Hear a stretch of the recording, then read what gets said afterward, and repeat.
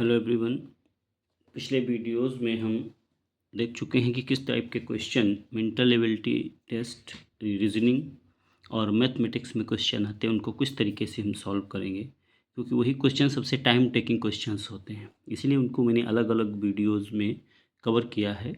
यदि आपने वो वीडियोज़ नहीं देखे हैं तो उनको देख सकते हैं। आज हम जो फिजिक्स, केमिस्ट्री और बायोलॉजी के क्वेश्चंस पूछे जाते हैं, जिस टाइप से एप्लीकेशन बेस्ड क्वेश्चन जो हमारी लाइफ से जुड़े हुए हैं, उन क्वेश्चंस को देखेंगे कैसे हम सॉल्व कर सकते हैं।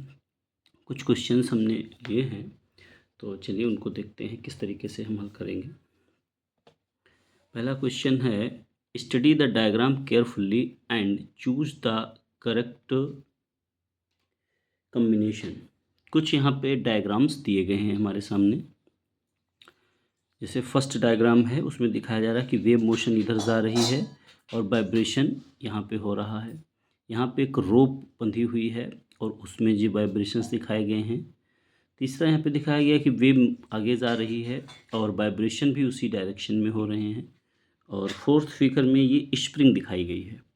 हमको यहाँ बताना है कि करेक्ट कम्बिनेशन। ऑप्शन में यहाँ पे कुछ कम्बिनेशंस इन्होंने दे रखे हैं कि कौन सा कम्बिनेशन यहाँ पे सही है। तो हमको इन्हें देखना है कि जो वेव्स हैं ये सारी एक ही कैटेगरी की हैं, अलग अलग। Waves mainly mechanical waves two types की होती हैं, लॉन्गिट्यूडनल एंड ट्रांसवर्स वेव्स।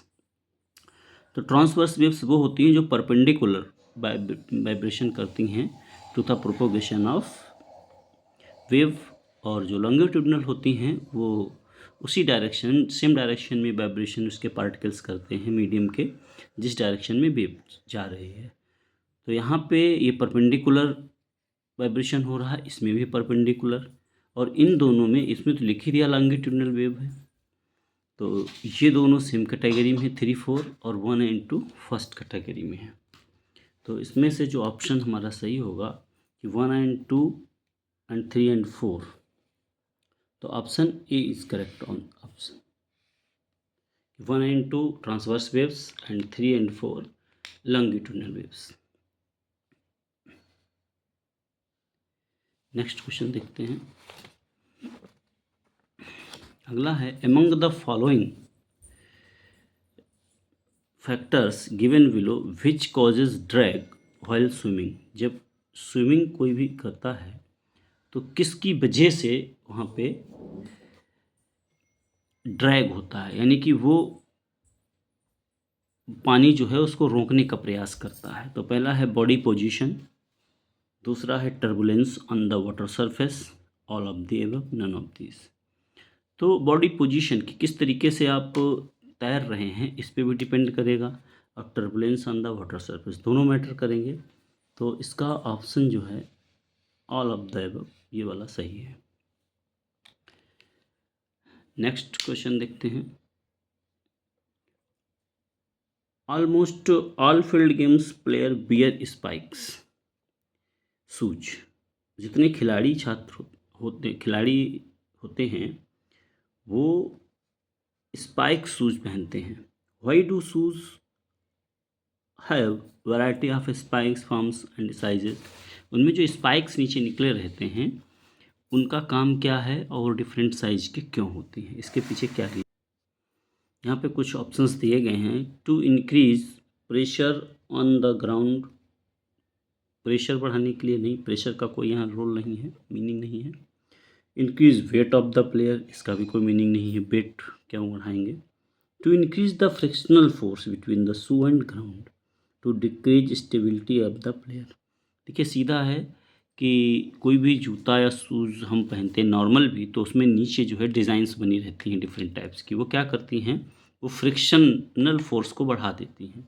और खिलाड़ी को दौड़ना भागना ज़्यादा एक्टिविटी करनी है तो उसको ज़्यादा फ्रिक्शन की ज़रूरत पड़ती है। तो टू इंक्रीज फ्रिक्शनल फोर्स, यानी फ्रिक्शनल फोर्स को बढ़ाने के लिए स्पाइक्स उसमें निकले रहते हैं। तो correct option is C. Next fourth question देखिए, जो साइंस में इसमें क्वेश्चंस आते हैं उनको एनालिटिकल क्वेश्चंस ज़्यादातर होते हैं, इसलिए उन क्वेश्चंस को अच्छे से एनालाइज करके आपको समझना है, तभी आंसर करना है। क्योंकि क्वेश्चंस बड़े होते हैं तो उनको पढ़ने में समझने में टाइम लगता है। तो इस कितनी स्पीड में आप उसको कर लेते हैं, यही आपके उसमें मदद करेगा। Roma mixed two compounds A and B. Roma ने टू कंपाउंड्स को मिक्स कर दिया है। She observe some changes in colour, और उसके मिक्स करने के बाद उसने देखा कि उसका कुछ कलर चेंज हो रहा है मिक्सचर का। And evolution of gas. देखिए, चेंज इन कलर और एवोल्यूशन ऑफ गैस, ये दोनों सिंबल हैं केमिकल रिएक्शन के, यानी कि कोई ना कोई केमिकल रिएक्शन ए और बी में हुई। Based on this information choose correct option. अब ये इन्फॉर्मेशन दी गई है, इनमें इनके आधार पे आपको बताना है कि कौन सा ऑप्शन नीचे सही है। First option, molecules of A changes and be remain same process is chemical process. यहाँ पे कह रहा है मॉलिक्यूल ए चेंज होगा, बी नहीं चेंज होगा, और process chemical process. Chemical process तो है तो ठीक है, बट ए चेंज होगा बी चेंज नहीं होगा, ऐसा नहीं हो सकता। केमिकल प्रोसेस में दोनों रिएक्टेंट के जो एटम्स हैं वो रिबॉन्ड होते हैं, न्यू मटेरियल फॉर्म होता है, इसलिए दोनों चेंज हो जाएंगे। Molecule of B changes and remain same, A remain same, ऐसा भी नहीं होगा, दोनों में चेंजमेंट होगा। Molecules of A and B changes and process chemical reaction, दोनों चेंज होंगे और एक केमिकल प्रोसेस कहलाएगा। तो ये दोनों नहीं चेंज, तो इसका ऑप्शन सी करेक्ट ऑप्शन है कि molecules of A and B changes and process is the chemical process. Next question 5, the branch part of a tree above the stem is known as. Biology question है, direct question है, कुछ questions direct भी आ जाते हैं। तो जो branched part होता है पेड़ का ऊपर का, वो क्या कहलाता है? स्टेम से ऊपर का क्राउन कहलाता है, रूट कहलाता है, रेडिकल या प्रीम्यूल। तो इसका जो करेक्ट आंसर है वो है क्राउन। स्टेम के ऊपर का जो पार्ट है वो कहलाता है crown. The correct answer is crown. Cultivation of plants of the same kind on a large scale at one place is called. Cultivation of plants of the same kind on a large scale at one place is called. एक ही तरीके के plant का cultivation करना एक ही जगह पर बहुत बड़े पैमाने पर, ये कहलाता है ग्रास, फीड, वीड या क्रॉप। ये कहलाता है क्रॉप। एक ही तरीके के प्लांट वहाँ रहते हैं, बहुत बड़े पैमाने पर ग्रो किए जाते हैं, तो उसको हम क्या कहते हैं? क्रॉप कहते हैं। Next question number 7, which of the following statements about micro organism is correct. 4 यहाँ पे ऑप्शंस दिए गए हैं माइक्रो ऑर्गेनिज्म के बारे में, आपको ये बताना है कि कौन सा स्टेटमेंट करेक्ट है। फर्स्ट है, they can be seen under a microscope. हाँ, बिल्कुल सही है, उनको माइक्रोस्कोप के अंदर देखा जा सकता है। All micro organism cause diseases, नहीं, सारे माइक्रो ऑर्गेनिज्म डिजीज़ नहीं करते, कुछ हमारे लिए लाभदायक भी हैं और कुछ हानिकारक भी हैं, तो ये भी सही नहीं है। All micro organism can to lead to spoilage of food, नहीं, ये भी नहीं है। कई सारे माइक्रो ऑर्गेनिज्म का इस्तेमाल हम फूड को प्रिपेयर करने में भी करते हैं, जैसे दही कर्ड बनना है तो माइक्रो ऑर्गेनिज्म के द्वारा ही बनता है।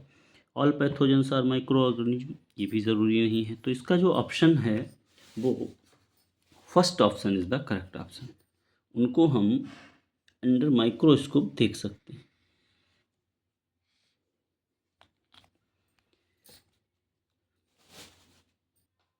ओह, ओके, आना ही नहीं का।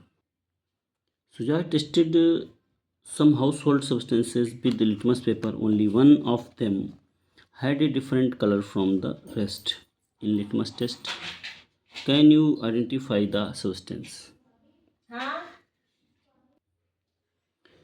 Litmus paper, only one of them had a different color from the rest in litmus test. Can you identify the substance? Baking soda, hair dye, tamarind juice, drain cleaner. देखिए, baking soda और drain cleaner ये base हैं, ये red litmus को blue में convert कर देंगे। टामारिन juice acid है तो ये ब्लू टू रेड हो जाएगा। हेयर डाई न्यूट्रल है, तो इसका करेक्ट आंसर क्या होगा? Hair dye. Next question, making tea involves the following steps. Tea जब बनाते हैं चाय तो स्टेप क्या है? Brewing tea leaves in water, उबालते हैं उसमें, खौलाते हैं। Separating the tea leaves with a strainer, what separation process are involve in this? Sedimentation, filtration, distillation, extraction, filtration, centrifugation, distillation. देखिए, जो हम टी लीव्स हैं उनसे जो एक्सट्रैक्ट है वो बाहर आता है। तो जब हम उसका ब्रूइंग कर रहे हैं तो वहाँ पे एक्सट्रैक्ट उसका बाहर आएगा, और फिर जब आ जाता है तो उसकी जो लीव्स बची हैं उनको हम फिल्टर करके अलग कर लेते हैं। तो इसका जो आंसर है वो होना चाहिए एक्सट्रैक्शन और फिल्ट्रेशन, ये इसका करेक्ट आंसर होना चाहिए। Question number 10, in a wedding ceremony in a village, food was being cooked on a chulha and fuel used as coal. बारात में, शादियों में क्या होता है कि गांव में जो खाना बनता है उसको चूल्हे पे बनाया गया और उसमें ईंधन यूज़ किया गया coal. After some time the people attending the wedding, कुछ समय बाद जो वहाँ पे शादी में लोग थे, started feeling uneasy due to gas release, जो गैस निकली उस ईंधन से उनको वहाँ पे प्रॉब्लम होने लगी। Why the combustion of coal, identify the gas, कौन सी ऐसी गैस उसमें से निकली जो उनको दिक्कत हुई?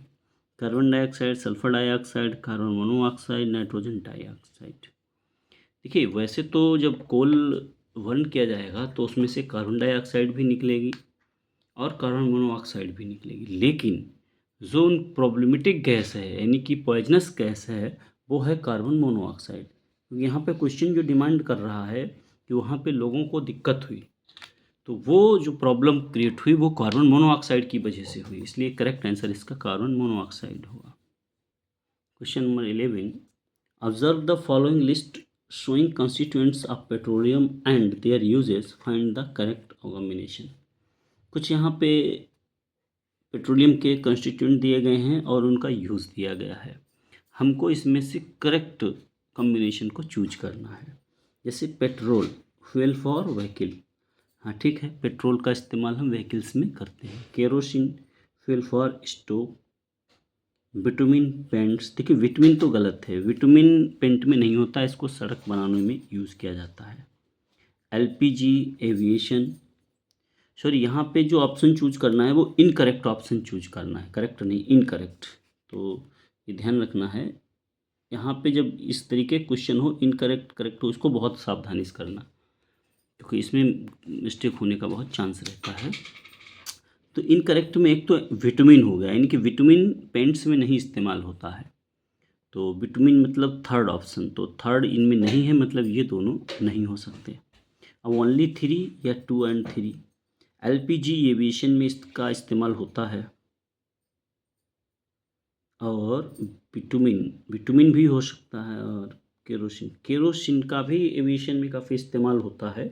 फ्यूल फॉर स्टोव ही सिर्फ नहीं है, तो इसका ऑप्शन जो है 2 एंड 3 होना चाहिए।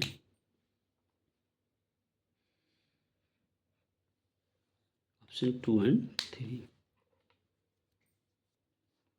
Next question, which of the following statement is true for the red data book? Red data book के लिए कौन सा ऑप्शन इनमें से सही है? Record of all endangered animals and plants, यानी जो खतरे में हैं प्लांट्स और एनिमल उनका रिकॉर्ड है। Record of all extinct animals and plants, या जो ऐसे एनिमल और प्लांट्स जो गायब हो चुके हैं उनका रिकॉर्ड है। रिकॉर्ड ऑफ इंडेंजर्ड एनिमल्स का ही रिकॉर्ड है, या record of plants, endangered plants का रिकॉर्ड है।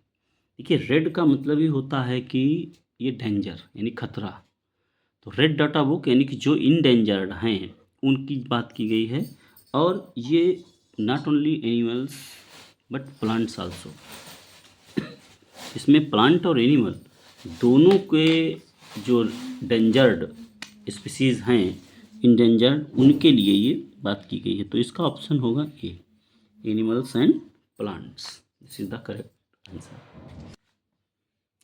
The flat, broad and green part of the leaf is called lamina, midrib, petiole या वेनिएशन। The correct answer is lamina।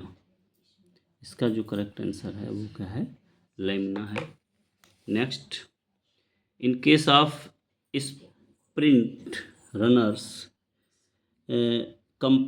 Muscle cramps occur due to deposition of which of the following? ये भी direct answer है। Muscle cramps जो आ जाते हैं वो lactic acid, acetic acid, carbon dioxide या एथिल अल्कोहल, तो इसका जो करेक्ट आंसर है वो हो जाएगा lactic acid. Next question, what kind of motion represent in the image given below. यहाँ पे एक इमेज दिखाई गई है, उसमें किस टाइप का मोशन हो रहा है। यहाँ पे शो किया ये गया ए से कोई चीज़ चल करके बी तक गई है। देखिए यहाँ सिर्फ मोशन को ए टू बी दिखाया गया है, ए टू बी, वी से वापस नहीं। यदि ये टू एंड फ्रो मोशन करता तो ऑसिलेटरी मोशन होता, लेकिन ये सिर्फ कह रहा है ए से वी पे गई है, तो ये ऑसिलेटरी रेक्टिलिनियर रोटेशनल सर्कुलर, इसका सही ऑप्शन होगा सर्कुलर, क्योंकि सिर्फ ये यहाँ से यहाँ तक गया है, वापस नहीं आ रहा। ऑसिलेटरी में टू एंड फ्रो मोशन होता है मीन पोजीशन के इधर। Next question, a tunnel is made across the earth opening at the sent poles O. यहाँ पोल्स पे दो होल्स बना दिए गए और टनल बना दी गई। Represents the centre of the earth, O represent centre, B represents half way, V जो है वो मिडिल पॉइंट है कहीं पे, मान लीजिए ये यहाँ पे कोई बी पॉइंट मिडिल है। And C represents the surface, C surface पे है यहाँ। The surface if g is 9.8 metre per second square, how does g varies from 0 to C. देखिए जो पोल्स होते हैं यहाँ पे सबसे मैक्सिमम वैल्यू होती है जी की, तो यहाँ पे जी की वैल्यू सरफेस पर मैक्सिमम और सेंटर पे ज़ीरो। तो जैसे जैसे नीचे की ओर जाएंगे घटेगा, यहाँ पे हम पे पूरा ओ टू सी यानी नीचे से ऊपर, तो 0 टू 9.8, तो 0 9 4.9 9.8, तो इसकी जो करेक्ट आंसर होगा वो होगा B.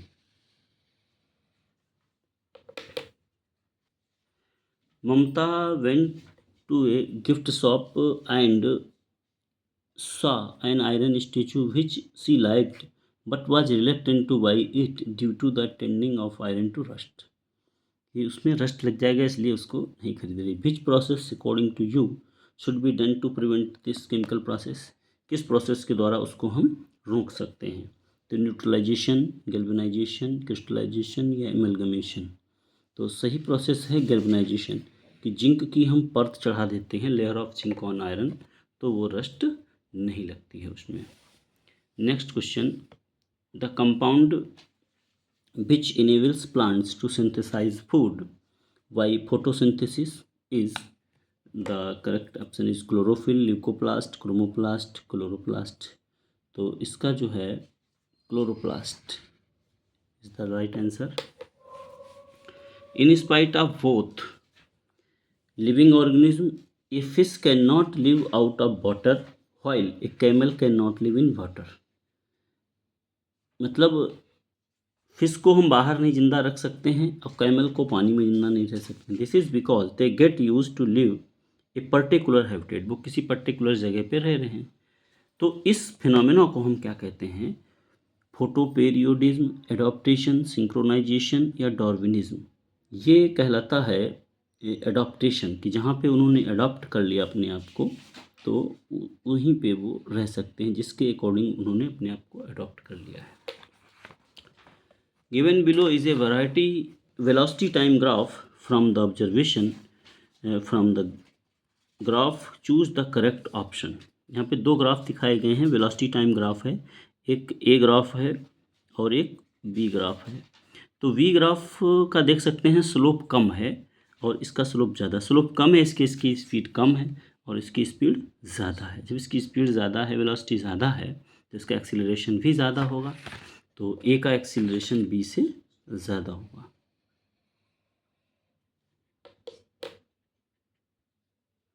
In case of the musical instrument veena, the vibrating part that produces sound is. Veena में जो वाइब्रेटिंग पार्ट होता है वो एयर कॉलम, स्ट्रिंग, प्लेट्स या मेम्ब्रेन। वीणा में जो वाइब्रेटिंग पार्ट है वो है string. Which organ in female mammals is responsible for nurturing and protecting developing embryos?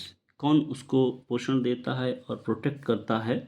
इसका सही ऑप्शन होगा यूट्रस, ओवेरी, ओविडक्ट या सर्विक्स। इसका करेक्ट ऑप्शन है uterus.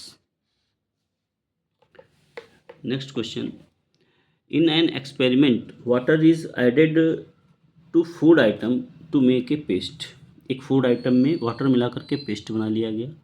Then added few drops of copper sulphate to paste, उसके बाद उसमें copper sulphate add किया गया, followed by the few drops of caustic soda. दो उसमें चीज़ें और मिलाएगी पेस्ट में, कॉपर सल्फेट और caustic soda. The solution turned violet, इसके बाद सोल्यूशन का जो कलर है वो कैसा हो गया, वायलेट। तो ये किस टेस्ट को इंडिकेट कर रहा है, protein test, carbohydrate, fat, vitamin. तो ये जो इंडिकेशन है ये प्रोटीन टेस्ट के लिए इंडिकेशन है। We experience a great force needs to be applied when an empty mug is pushed into a bucket of water. This is because empty mug को जो हम उसमें डालते हैं बकेट में, तो हमको बहुत ज़्यादा फोर्स लगाना पड़ता है उसको डुबाने के लिए। क्यों? Weight of the mug increases, नहीं। Weight of the exert pressure on the mug, इसका भी कोई मीनिंग नहीं है। Air confined in the mug prevents water entering in the mug, ये हो सकता है क्योंकि उल्टा करके मग जब हम उसको डालेंगे तो उसके अंदर की एयर जो है वो उसको नहीं डुबाने देगी। लेकिन यहाँ पे कहीं पे ये जिक्र नहीं किया है कि उसको हमने अपसाइड डाउन करके डुबाया है।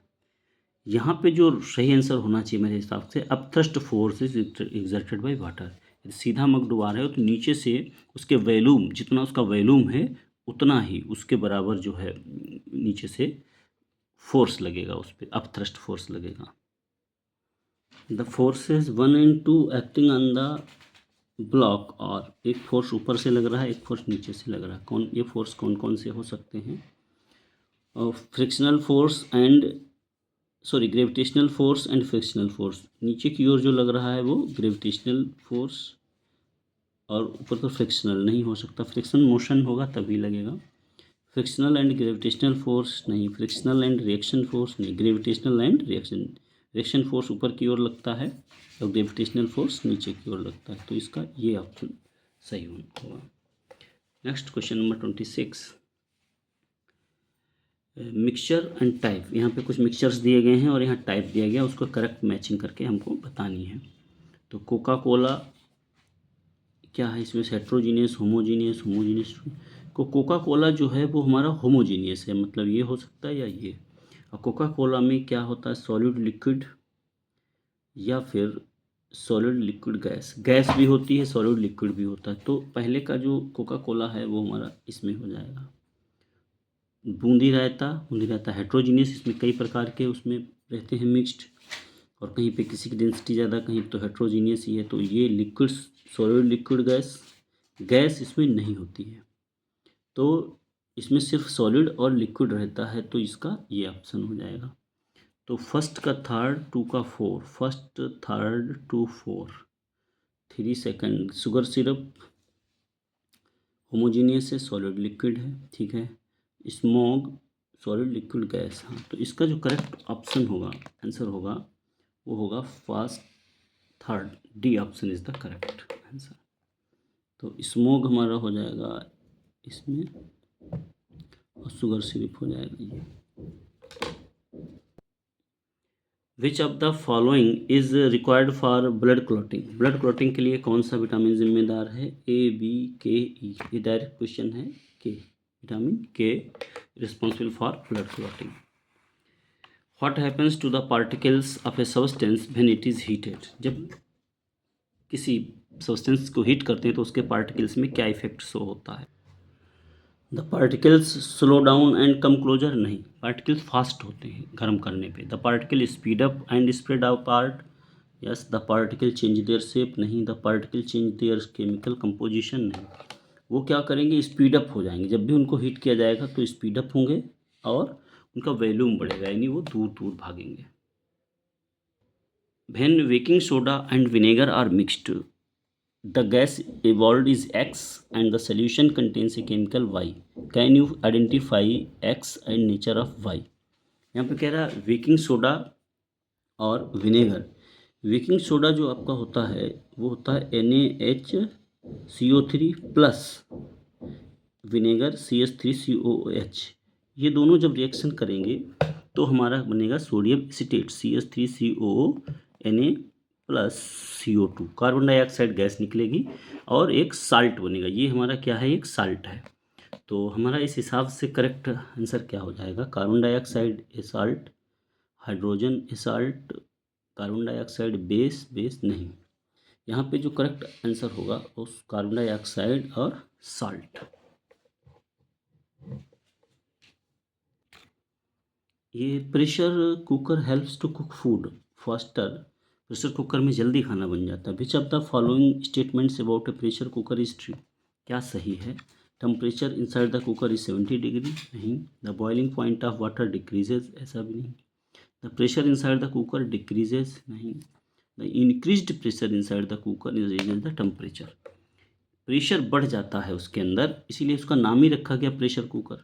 तो प्रेशर बढ़ने से क्या होता है? उसका टेम्परेचर बढ़ जाता है, बॉइलिंग पॉइंट बढ़ जाता है, तो टेम्परेचर बढ़ जाता है, इसलिए खाना हमारा जल्दी पक जाता है। Next question, A magnesium ribbon is burnt, A magnesium ribbon is burnt in the presence of oxygen and the resulting acid is dissolved in water. देखिए मैग्नीशियम ऑक्सीजन बर्न होगा तो रिएक्शन होगी तो क्या होगा? वो Mg+O2 gives 2 MgO, magnesium oxide बनेगा। तो जो मैग्नीशियम ऑक्साइड बनेगा जो कि एसिटिक ऑक्साइड, बेसिक ऑक्साइड है, और इसको हम घोलेंगे तो किसी बेस का निर्माण, बेस का निर्माण होगा। तो बेस क्या करता है? टर्न्स रेड लिटमस ब्लू, सही है। रेड लिटमस को ब्लू में बेस कन्वर्ट करता है। Water turns blue litmus red, नहीं। Water turns phenolphthalein pink, water remains colourless phenolphthalein, नहीं। इसमें पिंक हो जाएगा और ब्लू। तो करेक्ट आंसर इसका क्या हो जाएगा? First only, second third only, first fourth, third first, first third इसका राइट आंसर होगा। Which part of the body is protected by the vertebral column? ये भी डायरेक्ट क्वेश्चन है। Ribcage, brain, heart, spinal cord. तो vertebral column जो होता है वो हमारी बॉडी की स्पाइनल कॉर्ड को प्रोटेक्ट करता है। Which force is definitely exerted by all matter on all other matter at the same time? सारे मैटर एक दूसरे पे फोर्स कौन सा अप्लाई करते हैं हर वक्त, तो वो भी definitely gravitational, electrostatic, magnetic, frictional. इसका करेक्ट आंसर है gravitational force.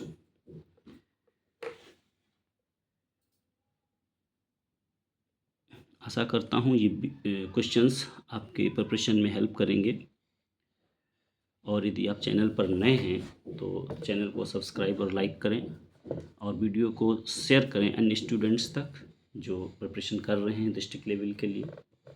Thank you for watching.